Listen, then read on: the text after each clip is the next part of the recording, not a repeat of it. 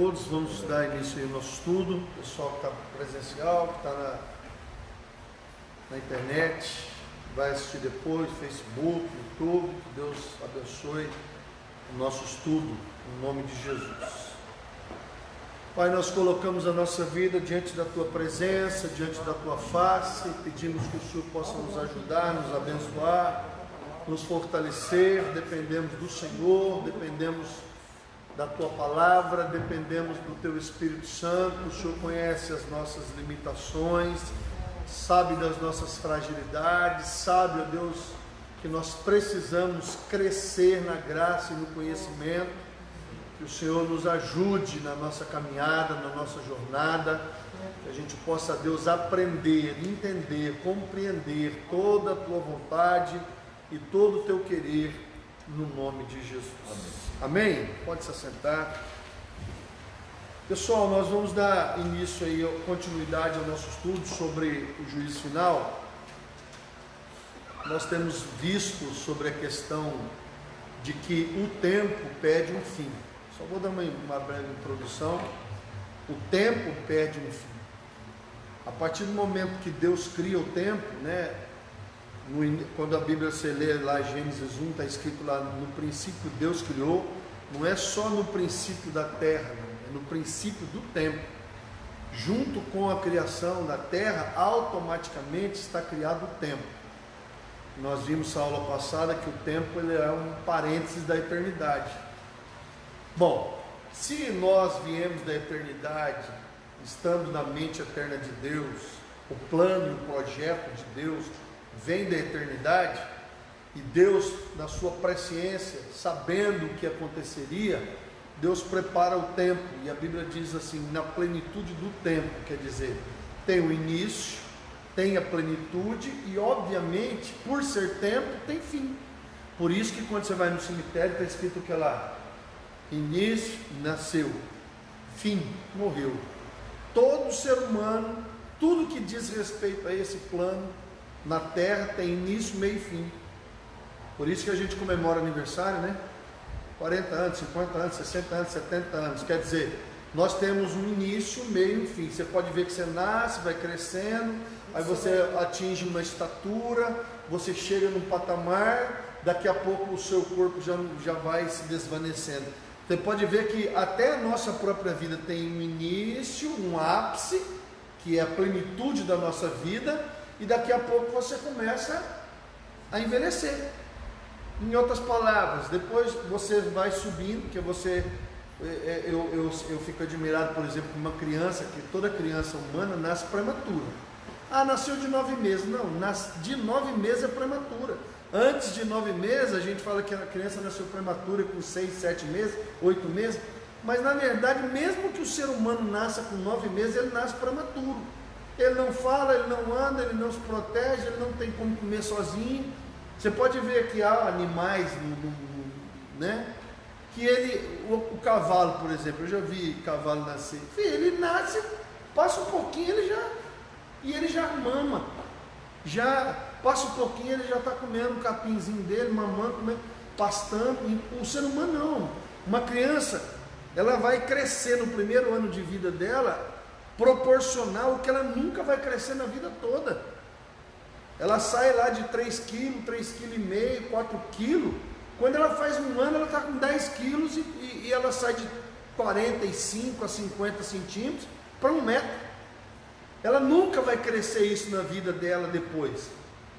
Então a gente vê, por exemplo, que um ser humano, ele nasce prematuro. Mesmo ele nascendo com 9 meses, ele não tá pronto para viver sozinho. O ser humano e alguns mamíferos, se nascer sozinho, morre, porque não tem como se cuidar. Então, moral da história, você vê que ele vai crescendo, chega uma hora que ele estabiliza, e daqui a pouco ele vai, para, aí chega um determinado ponto na vida dele, ele começa a declinar. E o tempo é a mesma coisa, tem um início, tem uma plenitude e tem um fim. E é importante a gente pensar sobre essa questão do juízo final, porque as pessoas, elas vão vivendo a vida. Por que a Bíblia fala que é melhor estar na casa onde tem velório, onde tem luto, do que na casa onde tem festa? Lá na Bíblia está dizendo, porque na casa onde tem velório, todo mundo vai pensar no quê? No fim. Se você pensa no fim, você entende que as suas decisões no meio do caminho, elas são importantes. Se eu penso no fim, se eu penso no final, por exemplo, esse dia eu estava conversando com a minha sogra, ela tem 84 anos, e ela fala, palavras dela, que boa parte dos problemas que ela tem de saúde foi por causa da negligência dela com a saúde dela. Ela teve 6 filhos, 6 crianças, uma morreu e 5 viveram. Ela nunca fez reposição de cálcio, ela nunca fez reposição hormonal, ela não sabia, não tinha esse cuidado. Os ossos dela são totalmente furados, parece queijo. Por quê? Porque não teve reposição de cálcio, não teve reposição de ferro. Naquela época a mulher ia tendo filho e hoje ela tem algumas limitações nos ossos por causa da negligência. Eu estou dando um exemplo físico para você entender uma questão, um princípio espiritual. Se você não cuidar da sua vida, da sua saúde, quando chegar no final da sua vida, você vai estar diabético, hipertenso, triglicéridos na lua, tudo alterado, aí você vai ter hipertensão, você vai ter um monte de doença e o final da sua vida não vai ser legal.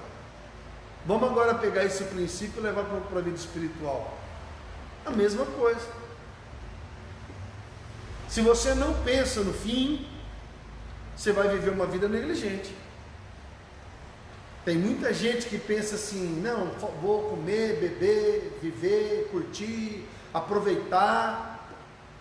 Mas a Bíblia diz que nós precisamos pensar sobre o fim de todas as coisas. Se você pondera sobre o fim, você sabe que determinadas escolhas que você vai fazer hoje vão alterar completamente a tua vida no futuro. Então é por isso que é necessário a gente entender que o final existe. Salomão, no final da vida dele, no final de Eclesiastes, ele já era velho, ele fala: olha, eu vivi tudo, comprei tudo, tive tudo, 700 esposas, 300 amantes, eu comprei, eu vendi, ele tinha os melhores cavalos, as melhores éguas, os melhores tudo, melhor casa, ele era fabuloso, inteligente. E aí quando ele está morrendo, ele fala, o final é: teme a Deus, guarde a sua palavra e saiba que todos vão prestar contas a Deus dos teus atos, quer sejam bons, quer sejam maus. Moral da história, nós terminamos a aula passada com a necessidade do juízo final. Então há quem diga que não há necessidade de um juízo final. Nós vimos isso, eu só vou dar início aqui para a aula ficar conectada. Por isso, achamos convenientes algumas declarações em torno disso. Bom, então não precisa de juízo final. Lembra que eu disse na aula passada, se não existe vida eterna, morte eterna, se morreu, acabou? Então, meu irmão, seria um ótimo negócio para nós se morrer, acabou. Se essa doutrina aí fosse verdade, morreu, acabou. Bom, se morreu, acabou, não tem juízo final, não tem prestação de conta, se você não vai ter que prestar conta de nada, então morreu, acabou, é um ótimo negócio. Se eu, quando morro, acaba, não tem que, como a Bíblia diz que o pó volta ao pó e o Espírito volta a Deus que o criou, se isso não é verdade, se o homem não vai prestar conta a Deus no juízo final, se não existe um momento da história que Deus vai estar diante da humanidade, nações e povos, línguas, tribos, pessoas não vão prestar conta de nada, então a própria Bíblia diz, comamos e bebamos, aproveite a vida da melhor forma que você entender que é melhor, mas se você crê que haverá um juízo final, que um dia todos nós vamos prestar conta a Deus dos nossos atos, bom, então você começa a ponderar sobre as suas decisões, sobre as suas escolhas, tá? Os que assim ensinam, baseia-se na ideia de que a lei moral é como a lei física, nós já vimos isso. Tem muita gente que pensa que a lei moral é como a lei física, ela está estabelecida, então é o que é. Não é assim. Então, como sabemos, a lei física executa a si mesma. Quem não obedece à lei da boa higiene, desprezando as regras estabelecidas, para manter-se em boa saúde, vai se forçar a adoecer, né? Se você sabe que tem na lei de gravidade, se você pular, você vai morrer. Você tem a lei centrífuga, termodinâmica e outras leis da física que por si só, só por ela existir, a lei moral não é assim. Ela não pode se executar a si mesma, como algumas leis que nós temos não podem ser, por exemplo, o juiz pode ele mesmo julgar a causa dele? Não, você tem que ter alguém de fora que julga essa questão. E a lei moral é a mesma coisa. A própria lei julga e condena a pessoa na mesma ocasião em que é transgredida, no caso da lei física, tá? Mas no caso da lei moral, essa ideia não funciona assim. Então, mas esta ideia é errônea no que concerne a lei moral. Então esta não tem nenhuma analogia à lei física. Sabemos que a lei civil não se executa, por exemplo, por si mesma, mas depende de um juiz, depende de um promotor, depende de um juiz, se algum dia você já teve uma causa civil, você sabe que você não pode, você sozinho não pode dar o veredicto, porque a outra pessoa acha a mesma coisa. Então é necessário que haja uma lei, que haja uma estrutura, um sistema, um juiz, um promotor, o advogado de defesa e um juiz de forma imparcial que julgue pela lei para poder dizer qual é de fato o veredicto. A lei moral é a mesma coisa. Ela não pode se autoexecutar. Há necessidade de haver um juiz. Há necessidade de alguém falar para você se o que você está fazendo de fato está certo, se está correto ou não. Então sabemos que a lei civil não se executa por si mesma, mas depende de uma pessoa para isso. Assim também a lei moral, que por sua própria natureza exige um julgamento final. Atos 17:31, vamos ler aqui. Porquanto estabeleceu um dia em que há de julgar o mundo com justiça, por meio de um varão que destinou e acreditou diante de todos, ressuscitando dentre os mortos. Quer dizer, a Bíblia está dizendo que Deus preparou uma pessoa, no caso Jesus, que é justo, porque ele é 100% homem, 100% Deus. Ele sabe o que é ser Deus, mas ele também sabe o que é ser homem. O fato de Cristo ter vivido como homem, sem usar o seu poder e não ter pecado, prova para mim e para você que o que Deus pediu não é injusto. Por isso que quando você estuda justiça de Deus, você vai entender o quê? Que Deus ele vai julgar baseado num fato. Por isso que o julgamento de Deus é perfeito e o nosso não. Deus tem elementos para saber se o que está acontecendo é de fato aquilo, ou se houve ou não houve excessos. Deus sabe se a bondade ela é genuína, é verdadeira, ou se é só uma troca de alguém na cabeça, como por exemplo muitos que fazem caridade, não por amor, mas por uma tentativa de escapar de um karma, como alguns acreditam. A questão do karma e do dharma, que você tem que fugir do karma, equilibrar o karma e o dharma. Então eu faço bem, mas Deus sabe se o bem ele é altruísta, genuíno, ou se é por interesse. É igual dar dízimo. Deus sabe se a pessoa dá dízimo porque o ama e é grato, ou se a pessoa dá dízimo com medo da cajadada ou da consequência. Deus sabe. Por isso que quando a viuvinha pobre foi dar a oferta dela, Jesus perguntou: quem deu mais? Todo mundo respondeu, obviamente que os ricos deram mais. Jesus falou: não, quem deu mais foi a viuvinha, porque ela deu de fato o que tinha. E detalhe, lá no Jerusalém tinham 2 gasofilácios. Um era o normal, da onde era depositado dinheiro para questão de sustento do sacerdote, da tribo de Levi, e também para a manutenção do prédio, tá? E havia um gasofilácio que era para a viúva e para os órfãos. Ela não tinha que dar aquela viúva, ela tinha que receber. Mas mesmo da sua pobreza, ela pensou, mesmo eu sendo viúva e não tendo renda, porque naquela época a mulher não trabalhava, ela era sustentada pelo marido, O marido morreu, quem sustentava ela? A igreja, o templo. Mesmo ela, vamos dizer assim, não produzindo absolutamente nada e recebendo do templo, ela entendeu que ela podia adorar a Deus com aquilo que ela tinha. Deus tem esse mecanismo de julgar coisas que nós não temos. Por isso que o julgamento perfeito vem da parte de Deus e não da parte dos homens. Bom, nós precisamos entender que há uma necessidade de julgamento por causa da justiça. Esse é um dos motivos pelo qual eu não sou calvinista. A doutrina de Calvino fala que Deus julga pela sua soberania e Ele escolhe pela sua soberania quem vai ser salvo ou não. Meu irmão, nem com coisa dessa essa doutrina no meu. Por quê? Porque, irmãos, preste atenção, óbvio que Deus é soberano e toda a salvação vem dele, porque nós em nós mesmos não temos condições de nos salvar. Mas o homem tem que receber, ele tem que aceitar de livre e espontânea vontade. Da mesma forma como ele escolheu pecar, ele tem que escolher não pecar pelo sacrifício de Jesus.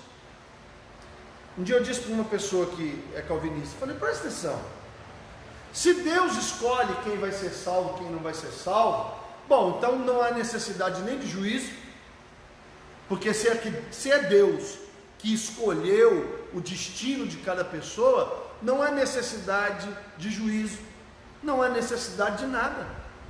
E aqueles que não tiveram oportunidade de se salvar, também não podem, porque isso é injusto. Quer dizer, se eu fui escolhido para não ser salvo e o outro foi escolhido para ser salvo, então isso é injusto, pelo menos no meu ponto de vista teológico, é injusto. Agora, se Deus criou a todos para ser como a imagem de Cristo, se o homem caiu e saiu da sua posição, e mesmo assim Deus preparou para ele salvação através do sacrifício de Jesus, e mesmo assim ele não quis, aí a justiça vai existir. Por quê? Porque lá no juízo final Deus vai mostrar para o ímpio e para o justo qual é a diferença entre o que serve e o que não serve. Então haverá um momento em que você vai entender que todas as renúncias e os sacrifícios e tudo que você fez por amor a Deus e a sua palavra vai ter uma recompensa. Deus vai recompensar você pelo fato de você ter negado a si mesmo, negado a sua carne, negado os seus prazeres, negado a sua vontade. Por isso que Jesus diz, quem quiser vir após mim, negue-se a si mesmo, porque a nossa carne está corrompida pelo pecado e inclinada para o mal. Negue-se a si mesmo, tome a sua cruz, que é a sua missão de vida, e tem muita gente que usa isso, minha mulher, meu filho, minha família. Não é nada disso. A sua cruz é a sua missão, o seu propósito de vida. Negue-se a si mesmo, tome o seu propósito e segue-me. Essa que é a grande questão. Então, se falar de justiça, e nós sabemos que justiça é inerência do caráter de Deus, ele é justo. Mas os calvinistas não leem essas passagens? Mas aí é que está, eles pegam versículos que dão a entender. Por quê? Porque há versículos que falam que Deus é soberano. Por exemplo, nós cremos que Deus é soberano, mas nós cremos que a escolha de Deus está pautada na sua presciência. Deus criou a todos, quer que todos se salvem. Deus quer que todos os homens se salvem, mas há homens que, usando o seu livre-arbítrio, não querem. Mas Deus, na sua presciência, segundo Romanos 8, 26 em diante, diz que Deus conhece de antemão os que vão crer, e o que de antemão Ele conheceu, Ele escolheu, Ele elegeu. Então, qual que é a diferença? A diferença é que nós que somos arminianos, que cremos na doutrina da eleição, que eleição nada mais é do que escolha, nós cremos que Deus escolhe os que serão salvos pela sua presciência. Então Deus sabe que o Nilson ia crer, Deus sabe que o Adriano ia crer, e esses que Ele conheceu, Ele elegeu para ser salvo. Então qual é a diferença? A diferença é que o homem dentro da eleição qual é a participação dele? Aceitar o sacrifício de Jesus, reconhecer que o pecado mata. E quando alguém se arrepende, confessa e abandona, e crê que Jesus morreu por ele na cruz, ele é justificado do seu pecado. Qual pecado? De não crer em Deus. Agora, não, eu não quero. Bom, se você não quer, já está condenado. E quando chegar no juízo final, que é o que nós vamos ver agora, o estado final do justo e o estado final do injusto. Inclusive há várias passagens na Bíblia que diz isso.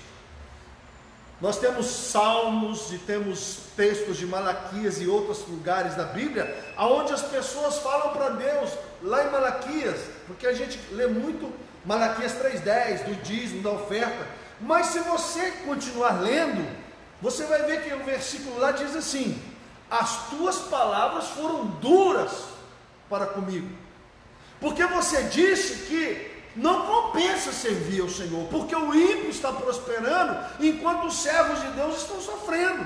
Mas aí quando termina esse discurso, Deus diz: um dia, todos verão a diferença entre o justo e o injusto, entre o que serve a Deus e o que não serve a Deus.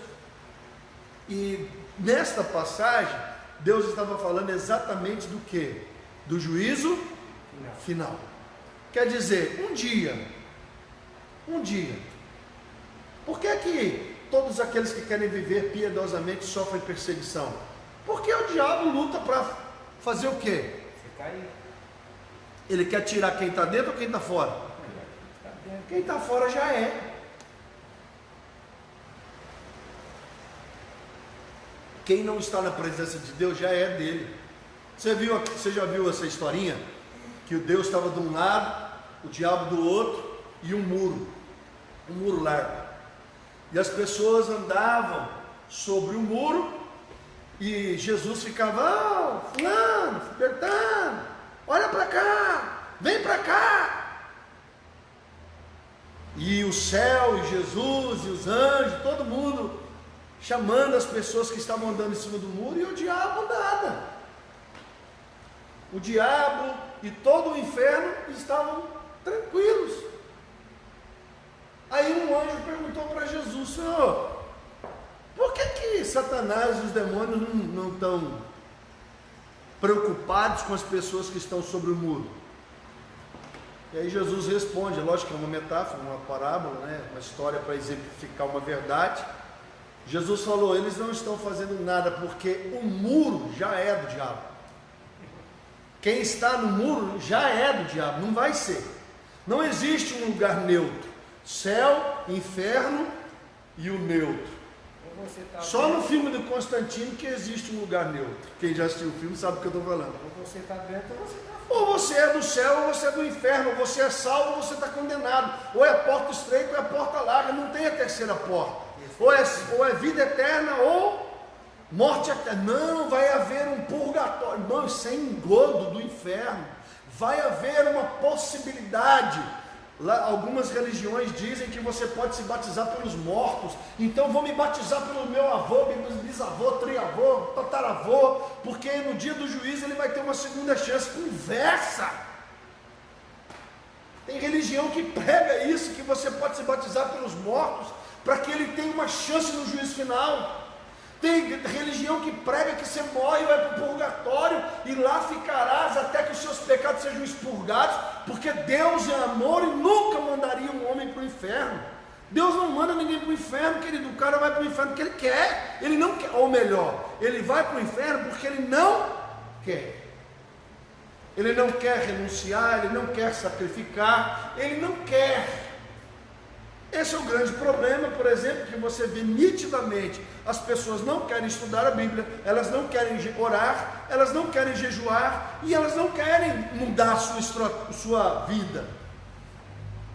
Elas querem servir a Deus. É o quinto evangelho. Eu vou pregar isso aqui um dia que Deus mandar, obviamente, né? O quinto evangelho. Você já viu o quinto evangelho? O cara dá Ctrl+C, Ctrl+V, ele lê Mateus. Tudo que interessa a ele copia, joga no Word. Aí ele lê Lucas, lê Mateus, lê João. Tudo que interessa para ele, ele pega. O que não interessa, ele larga lá. É o famoso crente da caixa de promessa.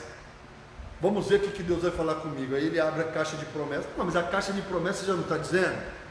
Caixa de... Nós estamos fazendo meditação, alguns irmãos da igreja, em Provérbios. O que tem lá? Exortação, promessa, aplicação. Porque você não pode olhar só para as promessas. Você tem que olhar para a exortação. A Bíblia, ela é completa, ela é inteira, ela é integral, quer dizer, ela está falando de tudo. Então, o que é importante nós entendemos? Que haverá um juízo final, aonde você vai prestar conta a Deus. Esses dias eu estava atendendo uma irmã e ela foi no mercado, fez uma compra e boa parte da compra dela não foi cobrada. A menina errou, sabe Deus o que aconteceu lá, ela pagou e foi embora. Mas quando ela chegou em casa, ela olhou, porque ela está acostumada a fazer a mesma compra. Ela olhou e falou, mas esse valor está errado. Quando ela olhou a nota, o que estava faltando? Um monte de coisa. E aí o que um ímpio faria? Ia lá reclamar. Que isso, ímpio? Ia lá reclamar? Nunca mais. Nunca mais. Sabe o que o ímpio ia falar? Quem mandou não prestar atenção? Não, o dono do mercado é rico, o problema é dele. Estava faltando onde? Aí na hora que ela viu, o que o Espírito Santo fez? Volta. Levou, foi lá. Então não estava faltando, estava passando. Não, ela faltou o valor. O que ela comprou estava acima. É a mesma coisa de você dar 100 reais e o cara te voltar. Você comprou 56, 50, 60. O cara tem que te voltar 40, em vez dele te voltar 40, ele te volta 50 90, ou 90. Aí quando ela chegou em casa que ela foi ver o erro, ela voltou lá. Agora eu entendi a pergunta. Entendeu ou não? Entendi. Só que uma pessoa que não tem justiça dentro do coração, o que é que vai fazer? Vai ficar quietinho, filho. Quem mandou ela... Deu com a mão dela. Não, o pior não é isso. O pior é o crente vagabundo, safado, sem vergonha, que vive uma situação dessa e ainda dá, oh glória, Deus me abençoou. Conversa, irmão. E a coitadinha vai pagar lá. Mas lógico, alguém vai pagar. A hora que fechar o caixa do mercado lá vai cobrar da menina, seja no banco. Mas tem crente que ainda consegue dar glória.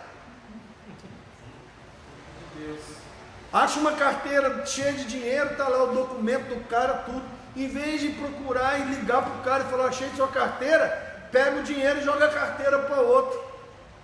Ah, crente não faz isso não. Tem uns crentes que não converteu que faz. E se você achar uma maleta cheia de dinheiro? Então, e se você achar uma maleta cheia de dinheiro? Você quer ver outro exemplo que é muito comum, que eu já vi, né? No celular. Minha esposa uma vez, eu tinha dado um Moto X para ela, na época era um celularzaço.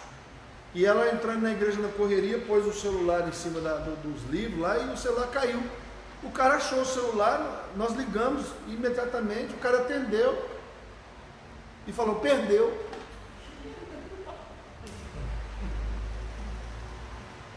Então, eu já achei celular, não sei se você já achou. O cara me ligou, mano, caiu aqui, está aqui, rua tal, casa tal, está aqui. Teve gente que já deu gorjeta, assim, agradecimento. Teve gente que não deu nada, mas... Aí nós vamos entrar sobre a questão do justo e do justo. Os ensinamentos do Novo Testamento em relação a céu e a inferno são, por diversas vezes, razões muito dignas de ser notadas. Uma delas é a reserva que neles encontramos. Há muitas coisas que desejaríamos saber sobre esse ponto de que, no entanto, não encontramos explicação. Por quê, pastor? Porque Deus não escreveu a Bíblia para explicar nada. Deuteronômio 29 diz, as coisas reveladas são para nós e os nossos filhos, e as não reveladas são para Deus. A Bíblia não é Deus explicando nada para o homem. A Bíblia é Deus dando ao homem um mapa que ele deve seguir para ele ir para o céu. A prova disso é que Deus não escreveu a história de todos os homens. O que está escrito na Bíblia? A história das pessoas que são relevantes para que a revelação de Jesus. Então, quando você lê Mateus, Marcos, Lucas e João, lá no capítulo 1, capítulo 2, está dizendo: Jesus, filho de Davi, Jesus, filho de Abraão, Jesus, filho de José, Jesus, filho de Deus. Entenderam? Cada escritor mostrou a filiação de Jesus, porque Jesus é chamado de filho do homem, filho de Davi. Aí então um dos autores que escreveu para um povo, prova aqui que Jesus é filho de Davi, cumpriu a promessa. Mas Jesus não é filho de Abraão? De Abraão não viria a redenção de todas as famílias da terra? Então vai estar lá, filho de Abraão. Mas Jesus não é filho de José e de Maria, mostrando que ele era humano. Mas João, que era um amigo íntimo de Jesus, já esqueceu toda a terra e foi direto no céu. No princípio era o verbo estava com Deus, e o verbo era Deus. João levou a genealogia de Jesus lá para o céu. Mateus, Marcos, Lucas e João ficou Davi, Abraão e José. E João, céu. Por quê? Porque ele era o amigo mais íntimo de Jesus, conhecia melhor Jesus, entendia bem quem era Jesus. Então nós precisamos entender essa questão de que Deus não está explicando. Tem gente que quer uma explicação, né? Deus não explicou nada. Deus falou: criei o céu e a terra, pronto. Não, mas como é que foi? Não tem explicação. Deus não está explicando. Você quer viver o... Por exemplo, de um versículo para o outro na Bíblia, às vezes se passou 100 anos. Você está lendo a Bíblia lá, de repente você fala assim: nossa, olha, tudo assim, rápido. Não, às vezes de um capítulo para o outro, de um versículo para o outro, se passou 40 anos. Você vai ler lá: Isaac nasceu, Isaac não sei o quê, aí Isaac casou com Rebeca. Aí o cara pensa que foi assim. Foi não, filho. Isaac casou com Rebeca com 40 anos. Mas a pessoa que está lendo, que não vê o detalhe, ela está pensando que Isaac casou com 22, com 25. Isaac só casou, o povo hebreu só casa quando ele tem condições financeiras de sustentar uma família. É lei judaica. O homem não casa antes dos 30. Judeu não casa antes dos 30 anos. Porque, segundo a lei deles, o homem para casar tem que ter condições emocionais, psicológicas e financeiras de suprir e sustentar a sua casa. Por isso que Isaac só casa com 40 anos, quando ele já era ele era independente financeiramente do pai dele, ele já tinha os rebanhos dele, a vida dele. Aí é que ele foi casar, com 40 anos. Olha, Isaac orou e Deus deu a Rebeca dele. Irmão, quando você está pronto, Deus responde. Quando você não está, o céu fecha. Porque não é a hora, não é o momento, não é nada. Bom, mas resumo, vamos ver aqui. Ainda que se nos depara nas passagens que contém tais ensinamentos, é uma linguagem simbólica, e por isso mesmo, difícil de ser interpretada, prestando-se à formação de diferentes opiniões. Por que dá um monte de interpretação? Porque Deus não está explicando nada, mas o ser humano quer explicação. E por isso mesmo, difícil de ser interpretada, prestando-se à formação de diferentes opiniões. No Novo Testamento, encontramos muitas figuras relativas ao céu e inferno. No estudo dessas figuras, devemos lembrar de que o símbolo é a figura, que são sempre mais fracos que a realidade. Presta atenção, João viu um querubim. Existe querubim na terra? Não.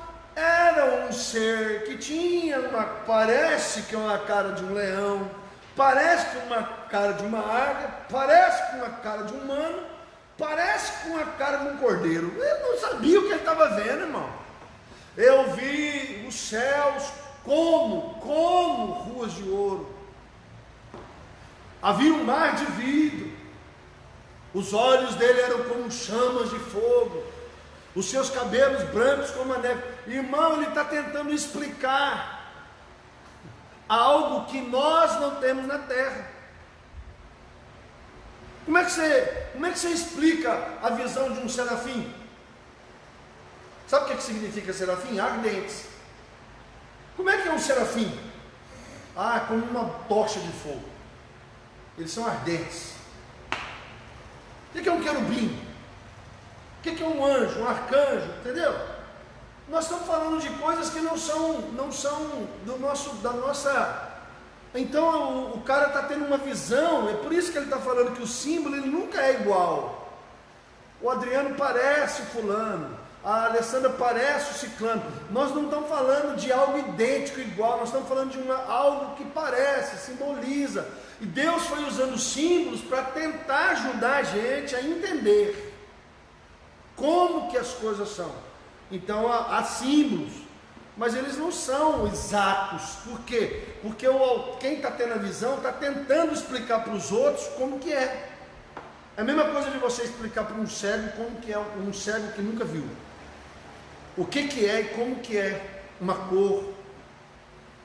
Como é que você explica? Não, ele tem uma ideia, mas ele não sabe, ele não viu. A mesma coisa de você querer explicar o som para um mudo, um surdo. Entende ou não? Por mais que você explique para ele, ele não vai saber 100%, porque ele não tem os outros sentidos que o ajudam a discernir o que está acontecendo. Mesma coisa no mundo espiritual. Por que nasce um monte de interpretação? Porque Deus não está explicando nada para ninguém. Aí a gente lê o texto e fica assim, mas... O homem fica procurando um atalho. O homem quer justificar os seus atos. Por isso que você vai encontrar igrejas falando, pode isso, não pode aquilo, pode aquilo outro, pode aquilo outro, pode, não pode, pode, não pode, pode, não pode, pode, não pode. Por quê? Pode beber ou não pode beber? Pode fumar ou não pode fumar?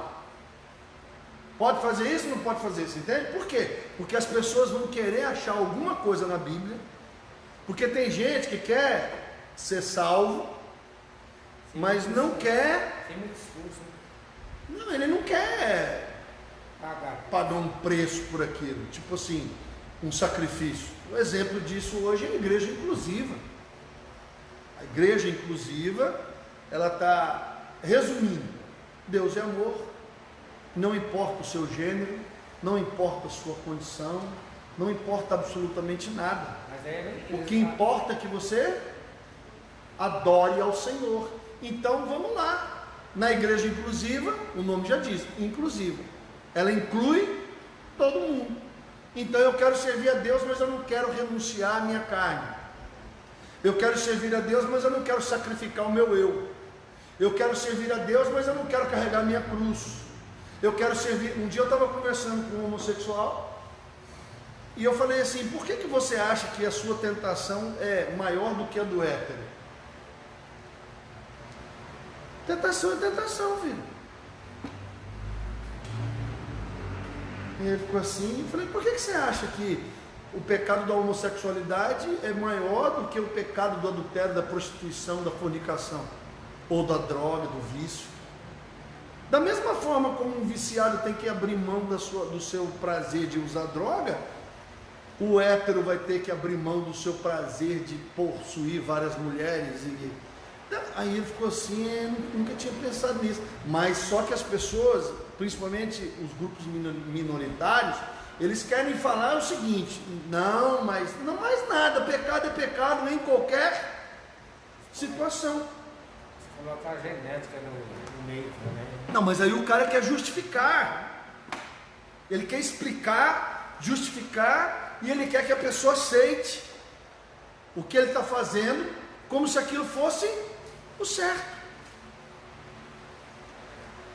Então, ainda mais outro fato que torna tão importantes os ensinos do Novo Testamento sobre a vida no além: Geena, Cádiz, Seol, todas essas palavras, tanto no hebraico como no grego, significam uma coisa só: vida além túmulo.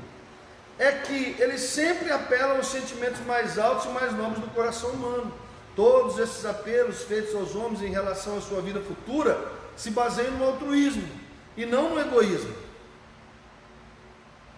Quer dizer, hoje o homem é o centro. Quem que é o Senhor hoje? Deus? Não, o homem. Eu é para mim. Não é uma adoração e um serviço voltado ao Senhor. Não é o que o Senhor quer, é o que eu quero. A prova disso é que as pessoas abrem mão de doutrinas espirituais por questões humanas. Por que você não vem no culto? Até mandei a musiquinha para vocês, a brincadeira, né? Terça eu não vou, quinta eu não vou, sábado tem aniversário, domingo eu estou cansado. Resumindo, você sabe quando que a pessoa vai servir a Deus? Nunca. Nunca, irmão. Porque para servir a Deus você vai ter que cortar em algum lugar. Hã? Ué, não, mas a questão é isso que as pessoas não entendem. Mas por que eu não quero fazer? Mas quem falou para você que é você que decide? Quem é o Senhor? Ah, o Senhor é Jesus. Bom, então se Ele é Senhor, Ele manda. Não, mas Ele manda, mas não em mim. Ele manda, mas não em mim. A pergunta que eu mais ouço: o senhor vai embora? Quando o senhor vai embora? Que dia que o senhor vai embora? O senhor vai permanecer aqui? O senhor vai ficar aqui até Jesus voltar? Ou o senhor vai embora? Eu falei: meu irmão, que conversa mais tonta é essa? Se eu pudesse decidir para onde eu vou e onde eu vou, estava tão fácil. Primeiro que eu não tinha ido para lugar nenhum. Para que eu andei a terra aí, sofrendo aí? Ou vocês acham que esse monte de igreja que eu abri foi tudo mamão com açúcar? Todinho, né?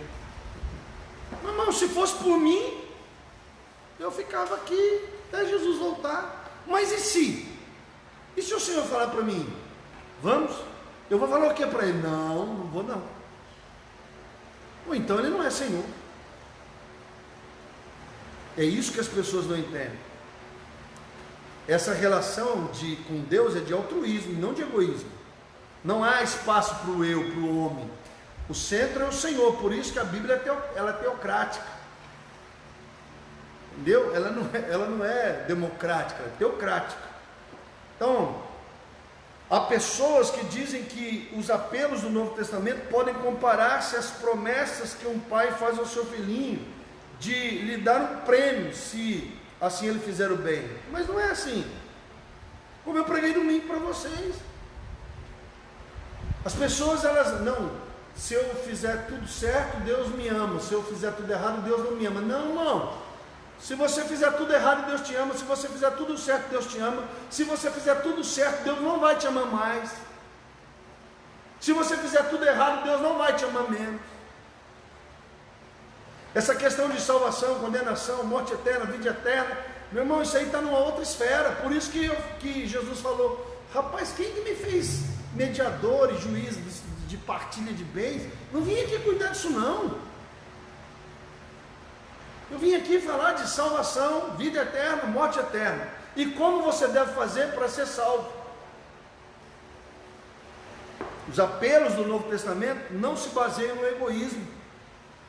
Jesus estava na cruz, ele falou o quê? Pai, se possível, antes dele ir para a cruz, lá no Getsemane, ele falou o quê? Se possível, passe de mim este. Quantas vezes ele orou? Para passar? 3 vezes. Como Deus disse que não, ele falou: então vamos. Só que nós não queremos esse evangelho. Senhor, se possível, se possível. Ela faz até absurdo para não ouvir. Mas só que essa igreja moderna não trabalha dentro dessa perspectiva. A pessoa não faz o que Deus quer, ela faz o que ela quer. Ela vai no culto quando quer, ela evangeliza quando ela quer, ela dizima, ela oferta quando ela quer, ela lê a Bíblia quando ela quer, ela faz o que ela quer, quando ela quer, do jeito que ela quer. Por isso que a igreja está no caos que está. Não é o que Deus quer, é o que ela quer.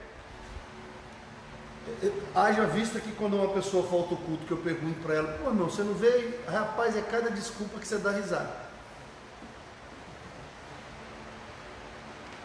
Aí eu só faço uma pergunta: e onde está o Senhor?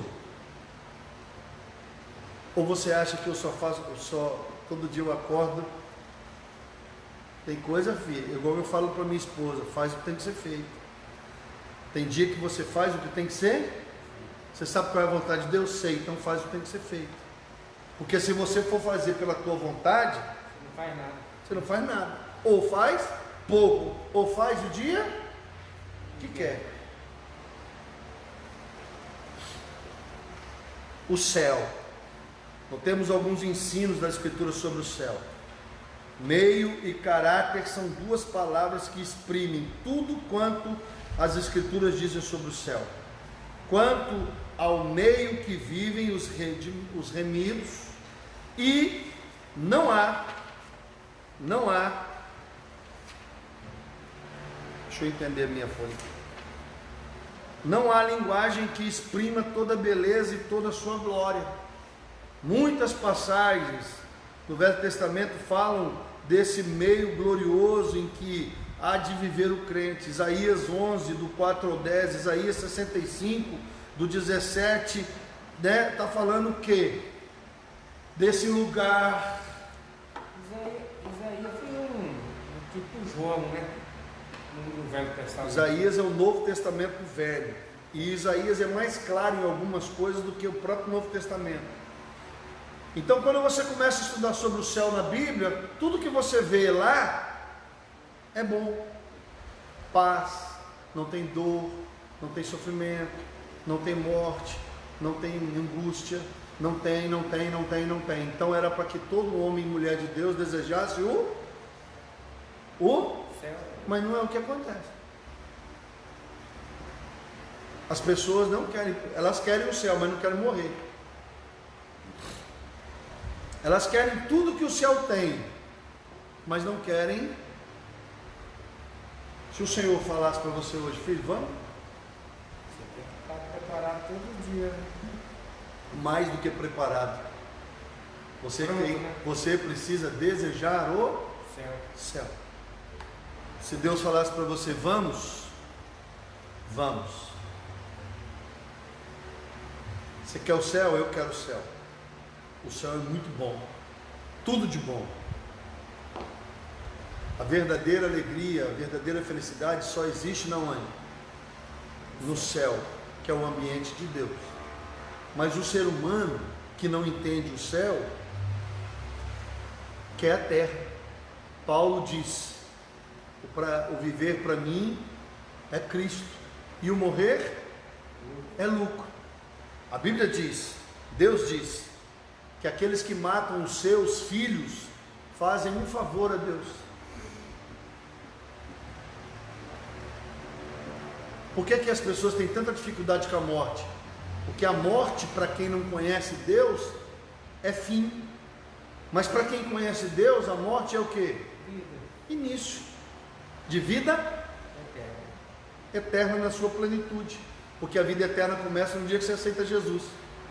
Mas mesmo aceitando Jesus, você está sujeito a este mundo e aos prazeres e às lutas deste mundo.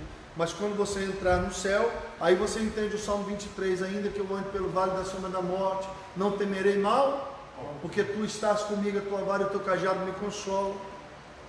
E aí você consegue entender o que Paulo está dizendo: para mim o viver é Cristo, o morrer é lucro, porque eu quero morrer para estar com Cristo.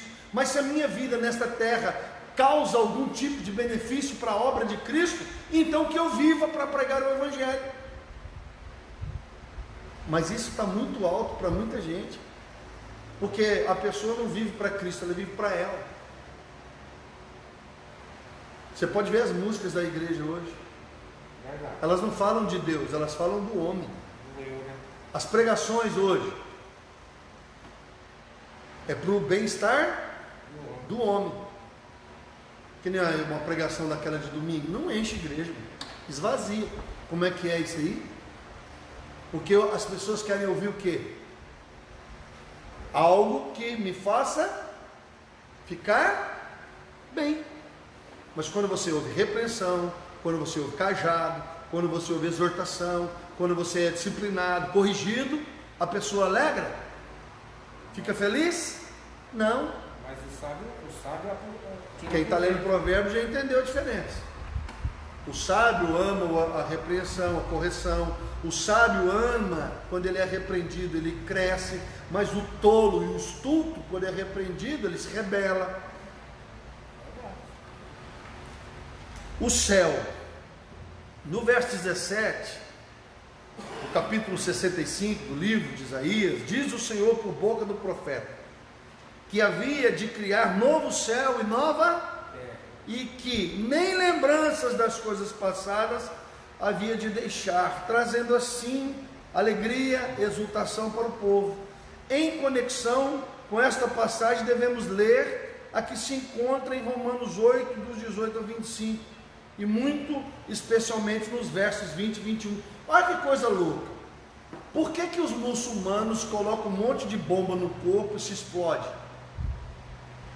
Porque na fé deles, quem morre por Alá, numa guerra santa, para honrar Alá, ele vai morrer, ele vai para o paraíso, ele vai receber 7 virgens, e ele vai receber riqueza sem fim. Um cara que mora lá no fim do mundo, que não tem nada, que é pobre, miserável lá naquele Oriente Médio, no Afeganistão, uma miséria sem preço. O cara lê isso no Alcorão e fala: meu Deus, é a minha chance. É minha chance, eu vou lá, meto bomba, explodo tudo, morro, e eu vou para o paraíso, vou ganhar 7 virgens e ouro.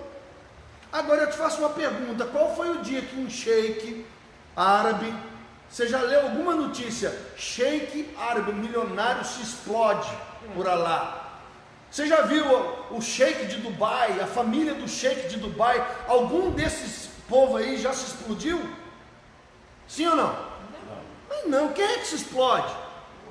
Coitadinho. O orelha seca que está lá no Afeganistão, morando debaixo de um barraco de lona lá, nunca viu um ar-condicionado, nunca viu luz elétrica, nunca viu nada. O cara lê lá no Alcorão que se ele se explodir por lá, ele vai para o paraíso, ganhar 7 virgens e riqueza sem fim, e ele crê.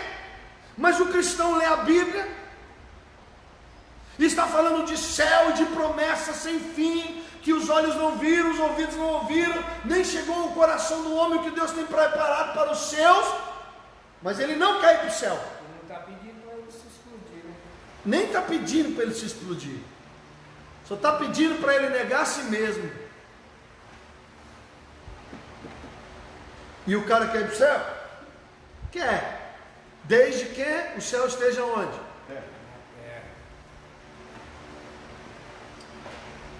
Então o autor do livro de Apocalipse esgotou tudo quanto se podia dizer em linguagem humana a respeito da glória do céu em que os crentes hão de viver. Leiamos, por exemplo, o capítulo 21 desse livro, do verso 10 ao 27 do estudo das passagens, né? Falando aí de Apocalipse. Vamos lá, final da Bíblia.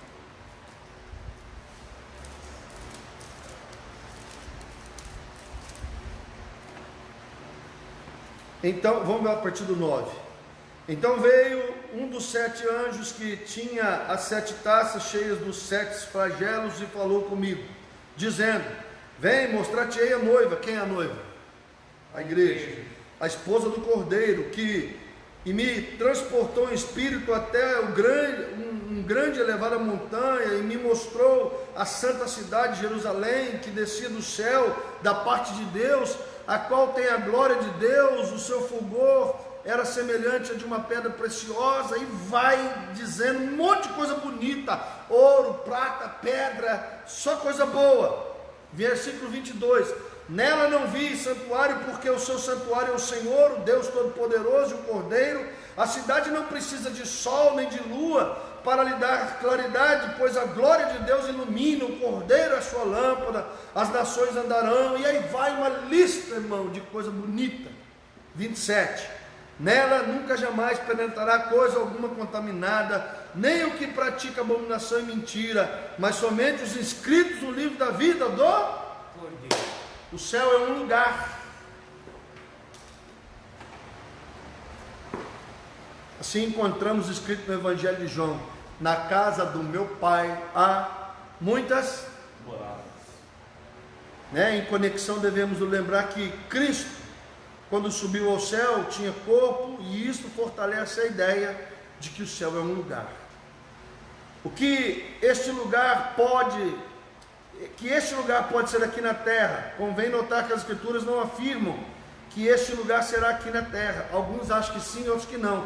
Eu falo o seguinte: pouco me importa se é no céu, se é na terra, se é no meio da terra, se é no meio do ar. Eu quero estar com Cristo. Para mim o céu é estar com Deus, e o inferno é estar sem Deus. Aonde que é? Não me importa. Tem gente que acha que é na terra, tem gente que acha que é no céu, tem gente que acha que é um novo céu, uma nova terra, um outro planeta. Já ouvi. Nós não estamos na terra.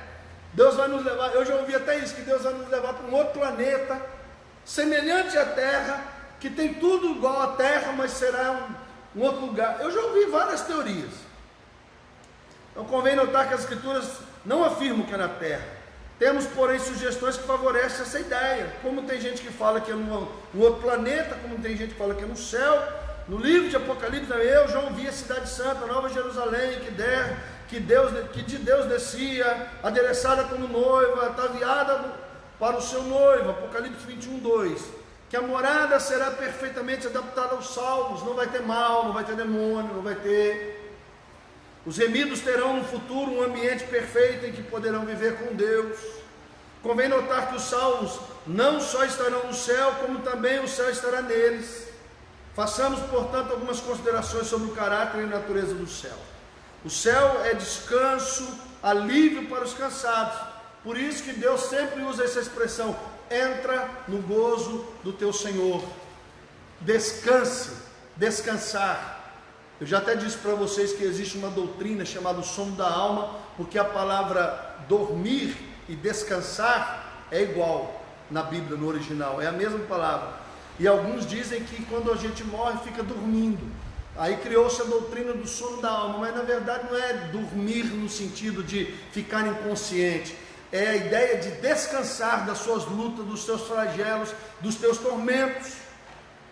Por isso que uma pessoa que sofre muito aqui na terra, quando ela vai morrer, ela faz uma festa, porque ela vai descansar. Você já ouviu essa expressão? Morreu fulano de tal, ou ele descansou. Então, façamos, portanto, algumas considerações. O céu é o descanso e alívio dos cansados. Apocalipse 21:4. Esta passagem faz-nos pensar que Deus será o grande ministro servindo aos seus servos, não é? Mas esta ideia de que o céu é descanso para os cansados é um pouco negativa. Precisamos, por isso, considerar mais alguma coisa sobre o seu caráter, né? Porque senão parece que a gente vai ficar lá no céu à toa, não é? Você já não teve uma sensação que as pessoas falam, parece que o camarada vai para o céu e vai ficar lá à toa? Jesus disse: meu pai trabalha até agora e eu também trabalho. Meu irmão, pode ter certeza que nós não vamos ficar lá tomando suco de laranja e dormindo. Tem um propósito além desta vida que nós ainda não entendemos, mas vamos entender um dia. O céu sobre ser descanso é também um galardão, mas não é descanso de ficar à toa, é descanso de você não ter que lutar mais com demônios, de você não ter que mais lutar com o pecado, de você não ter mais doenças e nem ter morte. É um descanso no sentido de que você atingiu um patamar aonde você não pode ser mais atingido. Há muitas passagens que ensinam esta ideia, mas aqui citaremos apenas uma: a parábola dos servos e das 10 minas, que se encontra no Evangelho de Lucas, capítulo 19, verso 12 ao 27. Então vamos ler. O céu é também a realização de tudo quanto o crente almeja e é capaz de ser, que é o plano perfeito de Deus. Como já observamos em outra parte do nosso estudo, o crente continuará a crescer além da morte. Ah, morri e para, não. Quando você for para o céu, é aí que você vai entender de fato e de direito o porquê de todas as coisas. Hoje você usa a sua fé e a sua mente para poder pensar, querer, desejar. Quando você for para o céu, não tem fé. No céu não há fé, porque você vai ver e vai ser visto como de fato é. Então, como já observamos em outra parte do nosso estudo, o crente continuará a crescer. Por quê? Porque Deus não é Deus de mortos, Deus é Deus de vivos. E você acha que esse monte de galáxias, que esse monte de universo, É para quê? Tem alguma coisa a mais, que hoje nós não sabemos. Tornar-se-ão reais todas as suas possibilidades. O céu será também um completo aperfeiçoamento do nosso conhecimento. 1 Coríntios 13, do 8 ao 10 fala disso, eu acabei de citar para vocês. Nos falam do conhecimento ideal que esperamos alcançar. Você vai ver Deus, Deus vai te ver, você vai ver tudo. E detalhe, hoje você usa menos de 10% da sua capacidade mental. Lá você vai usar 100%. Você calcula isso? Usar 100% da sua capacidade intelectual e mental. O céu é um lugar de comunhão, é o lugar de Deus. Apocalipse 22, 3 e 4. No céu haverá culto e adoração perfeitas. É cantar? Não, adoração não é música só não. Adoração é música, é dança. Adoração é sentimento, adoração é beijar na face, adoração é gratidão, adoração, música é um dos meios. As pessoas sempre que pensam sobre adoração, elas sempre associam a música. Não é não, adoração é tudo aquilo que você faz que expressa o seu amor a Deus.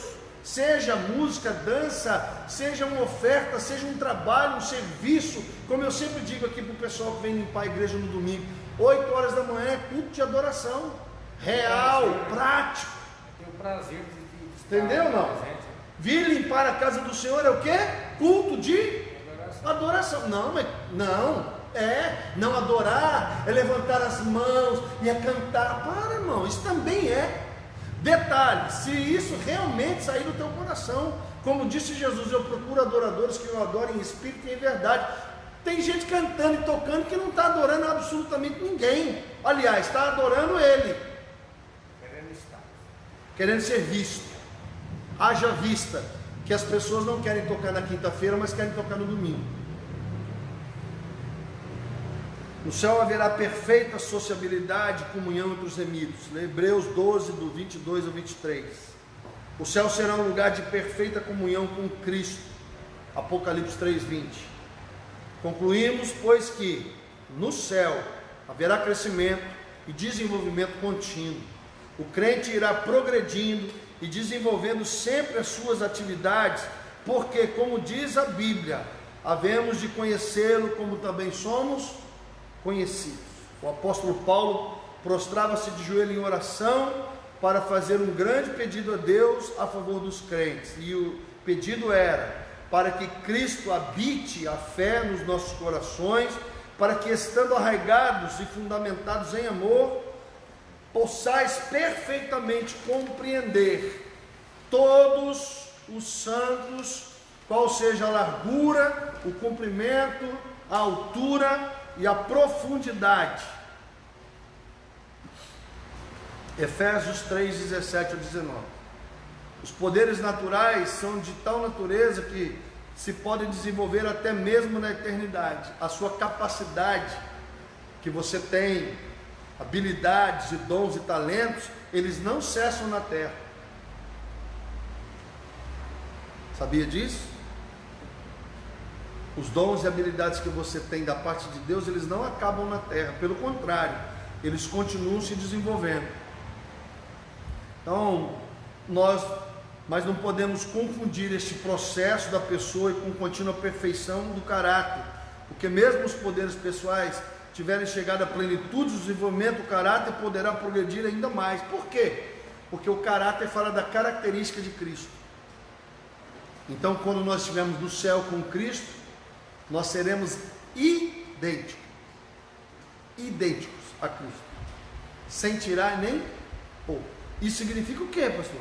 Que nós teremos de fato de direito a mente de Cristo. Sentimentos, pensamentos, vontades, tudo alinhado com o céu, com Deus e com o propósito de Deus. Para a gente poder encerrar, o inferno. Assim como o céu é uma fruição, um gozo de tudo que a pessoa carece para a sua felicidade, também o inferno é a negação de todos os bens que ele necessita. No céu, o gozo, a felicidade são absolutos. No inferno, a negação é completa. A alma que abrir os olhos no inferno ficará privada de tudo quanto a sua natureza pede. Descrevendo a condição do pecador no inferno, disse Jesus que ali não seria satisfeita nem o mínimo das suas necessidades. No Evangelho de Lucas, capítulo 16, verso 24, quando lemos, está escrito: no inferno os desejos, os pedidos e as necessidades aumentarão cada vez mais, sem que haja a menor satisfação, porque o inferno é a negação de tudo quanto a alma necessita. As escrituras que falam sobre o inferno são as seguintes: Mateus 25, 41, Marcos 9, do 45 ao 46, Apocalipse 21, 8. E todos esses textos falam a mesma coisa: dor, sofrimento. Onde que é o inferno? Longe de Deus. E lá, longe de Deus, a pessoa vai sofrer. Sofrer o quê? Angústias, privações, de tudo que ela tanto deseja e quer. Mas quem vai para o inferno não vai ser destruído? Não, vai destruir não. Mas se fosse para o inferno, fosse destruído, ficava bom.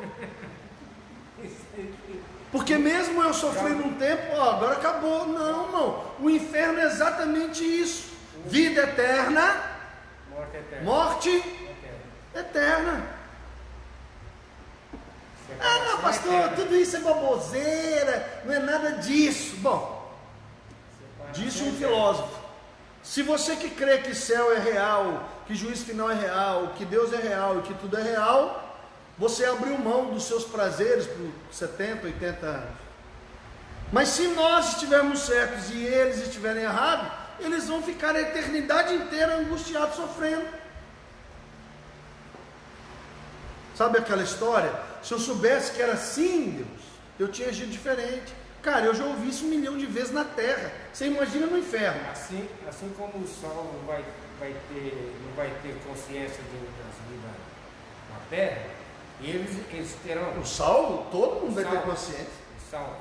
Não, aí essa é uma outra coisa. Vai perder a consciência? Vai não, você vai lembrar. Só que pense, você não vai lembrar como um ser humano dramático, melodramático, angustiado. Vai abrir e você vai entender o propósito inteiro. Você não vai ficar sofrendo. Você não vai ficar vendido aos seus sentimentos. Você não vai ficar sofrendo porque o fulano aceitou, não aceitou. Meu pai e minha mãe. Não, para. Quando você chegar lá, você não vai ter fé, você vai ver. E tudo que você precisa saber, você vai saber. Então, quando você tiver a revelação plena de tudo, você não vai ficar sofrendo, como alguns pensam. Mas eu vou lembrar que meu pai não foi salvo, minha mãe não foi salva, meu filho. Eu vou ficar sofrendo. Não, você está pensando. A Sofia. Esses dias atrás, a Sofia estava chorando lá na cozinha. Eu falei: o que você está chorando, filho? Aí ela chorando mesmo, chorando com lágrimas. Pai, vai que quando eu crescer, eu casar, tiver filho, meu marido ficar desempregado, e a gente vai passar necessidade, aqui eu tenho tudo com o senhor. Aí eu sentei com ela e falei: filha, quantos anos você tem? Ela falou. Eu falei: você está olhando para o futuro dentro do corpo de uma criança. Quando você chegar lá, que você for adulta, você vai viver essas coisas, mas você vai ter força para reagir. Se você olhar para o céu com o pensamento da mente humana, você não vai querer o céu, porque você vai pensar: mas eu vou estar consciente lá, e eu vou lembrar que fulano, Bertano, Ciclano não foi salvo. Irmãos, não olhe para o céu com a mente humana, com o sentimento humano, com o pensamento humano. Se você olhar para o céu com a mente humana, você vai falar: não, peraí, então eu vou sofrer lá. Não, você não vai sofrer, porque a Bíblia diz que não haverá sofrimento. Mas e aqueles que foram para o inferno? Eles vão estar conscientes. Vão lembrar. Vão lembrar que não quis, que zombou, vão lembrar de tudo. E esse é o problema, que não morre quando na terra acabou. Esse é o problema. A pessoa vai lembrar que ela desprezou, ela vai lembrar que ela não aproveitou, ela vai lembrar de tudo. E o sal vai lembrar? Vai também. Pastor, eu vou saber quem é meu pai, quem é minha mãe, quem é... Vai, mas você não vai ser casado com ninguém, não vai ter sentimento de mulher, de filho, de nada. Todos nós teremos um pai, uma mãe, que é a igreja, a noiva de Cristo, todos nós teremos um mesmo sentimento em relação a Deus e não em relação aos homens. Ah, mas eu vou saber quem é quem? Lógico que você vai saber. Mas você não vai sofrer por causa disso. Entenderam ou não? A mente vai alcançar. Rapaz, a hora que abrir os olhos e você vê o céu como de fato é, você não vai ficar pensando na terra não. Você vai lembrar, mas não vai ficar angustiado. Você tem aqui Lucas 16, 19 e 31, Jesus falando sobre isso, contando a parábola do rico e de Lázaro. Os dois morreram, um foi para o seio de Abraão, que é a fé, foi para o céu, e o outro foi para o inferno. E lá no inferno, o rico olhou e viu Lázaro, pobre, rico. Aí ele falou, bom, o cara foi pobre a vida inteira, se lascou a vida inteira, e eu fui rico a vida inteira, agora o cara está no céu, eu estou no inferno. E não estou falando por causa do dinheiro, estou falando é porque ele não soube administrar o que Deus deu. Egoísta. Então você vê na parábola de Jesus que a realidade do céu e do inferno é uma realidade consciente. O que é que o rico pediu para Lázaro? Lázaro, pega um pouco de água e coloca na minha língua. E ele falou, não posso, não tem como. Aí o rico falou assim para o Senhor, manda que os anjos, manda que alguém vá lá falar com os meus irmãos, com meus parentes, que aqui é um tormento absurdo. O anjo falou o quê? Eles têm a lei e os profetas. Não, mas se alguém sair daqui e for lá, cara, quem não crê, não crê. Pode mandar o anjo Gabriel, o anjo Miguel, pode ser quem for. Tem gente que tem experiências espirituais, recebe o Espírito Santo, vê anjo e continua a mesma porcaria. Rapaz, eu já vi gente que viu o céu, que já viu anjo, que já viu tudo, e é a mesma porcaria. Presta atenção, quem não crê, pode vir o anjo Miguel, Gabriel falar com ele, que não vai mudar. Ele vai ter um frescor de um pouquinho assim, muda às vezes um mês, 2 meses, daqui a pouco ele volta de novo a mesma porcaria que ele é. Recebe milagres, né? Rapaz, eu conheço gente que já viu Jesus, já viu o milagre, já viu o anjo, já viu tudo, e é uma porcaria. Por quê? Porque, queridos, a questão não é o milagre, não é o que você vê, o que você não vê, é a sua fé, se você crê ou não na palavra de Cristo. Pastor, então por que Deus dá os milagres? Para ver se você... Tem gente que sente Deus, cheio de Deus, daqui a pouco está pecado, lamaçado. Eu não estou falando da pessoa que tropeça, levanta e continua a vida, não. Estou falando daquele que prostra e volta para o lamaçal, como a Bíblia diz. A porca voltou ao lamaçal. Anda na rua, vai evangelizar morador de rua, 90% é desviado. Assim como no céu há progresso na santidade, no bem concluídos, também que deva haver progresso na maldade do inferno. Provavelmente, meu irmão, eles vão se comer lá, se matar, se arrebentar. Então não devemos pensar que o homem sofrerá tormentos eternos por causa dos pecados cometidos apenas, né, nesta vida. Mas o seu tormento será eterno devido aos pecados que continuará a cometer mesmo depois da terra. Porque quem é injusto, faça injustiça ainda mais. Quem é sujo, se suje ainda mais. Quem é justo, se justifique ainda mais. O que é santo, se santifique ainda mais. Não é só na terra, é na terra e no céu. Então, na eternidade há progresso tanto no bem como no mal. E se no inferno o pecador continuar a pecar, força o que o seu tormento seja eterno. E ele continuará sofrendo. Há muito ainda para ser estudado. Você pode estudar isso aqui o resto da tua vida e não vai chegar no fim.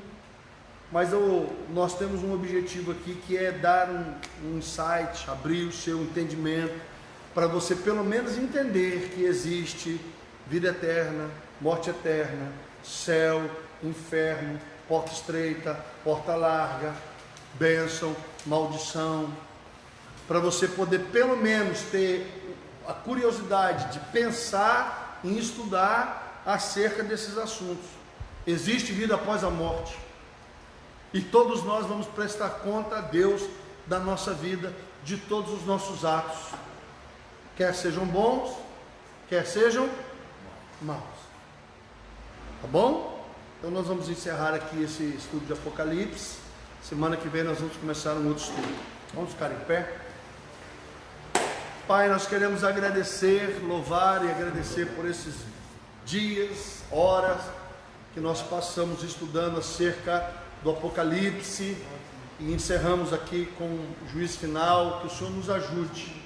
Somos falhos, somos fracos, limitados, estamos corrompidos pelo pecado, a nossa natureza é inclinada para o mal, mas o Senhor morreu na cruz para nos justificar, nos salvar, nos perdoar, nos aperfeiçoar e para completar a obra que um dia o Senhor começou.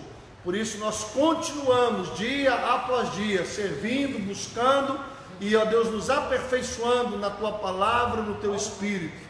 Por isso, ó Deus, toma a nossa vida, nos ajuda nas nossas fraquezas e limitações e leva-nos a um crescimento constante, contínuo e permanente, para que cheguemos à estatura de varão perfeito, como é Cristo Jesus. Agora leva-nos ao nosso lar, debaixo de proteção e paz. Abençoa, Deus, e guarda a nossa vida, em nome de Jesus. Amém? Deus abençoe. Até o próximo culto, quinta-feira, culto de oração.